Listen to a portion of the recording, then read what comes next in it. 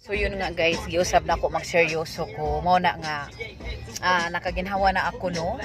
Ganina murag ko kuan ganina from Adlay to Wangki. Grabe na kung pinaspasay og drive kay lagi natay giapas nga mga oras. So Wangki to Tubod. Ako nang anak ang nag-drive na bundot ako siya. Ba, dili ginawa Timplag kape na tanaw sa anak.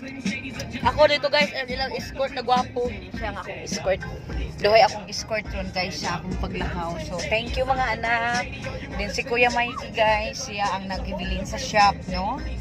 Kay dili pwede walay tao dito kaya ang mga tao tanan naguban og hakot sa ligid. So yun guys, busy ang linya na to ron guys.